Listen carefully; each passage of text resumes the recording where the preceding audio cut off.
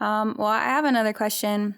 Kind of, you kind of talked about it a little bit in the last section about being influenced or being interested in our area's paranormal legends and witch folklore. Can you talk about that some more?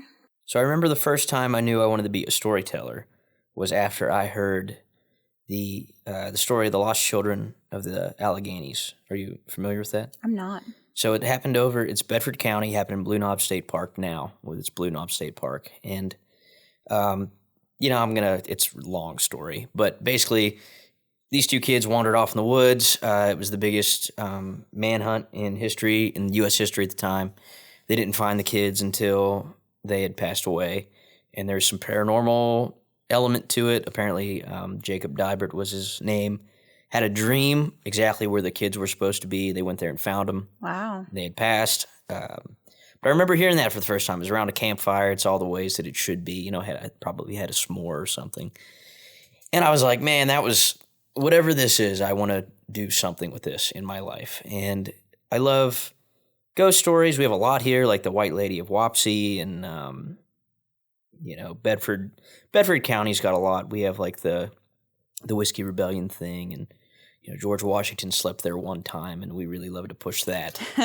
But That's yeah, great. I love the folklore. And like I mentioned earlier, Pennsylvania had a huge population of faith healers, and it was a lot of single women who were misunderstood by the general consensus of society. And William Penn, who was very progressive for the time for making this decision, said the Commonwealth will not persecute a witch because we have freedom of religion or lack thereof or whatever, and we're not gonna bring these women to trial.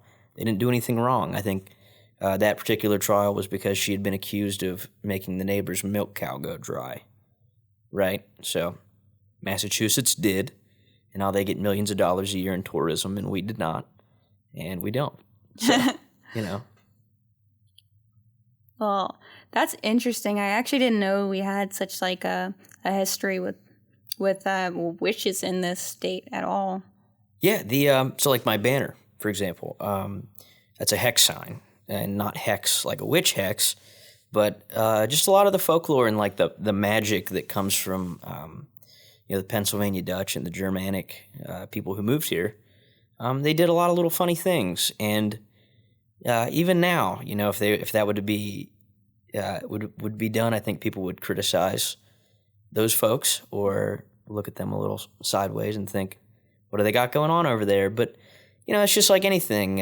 People don't step on a crack or lift their feet over railroad crossings. Everybody does a little bit of that, and why not?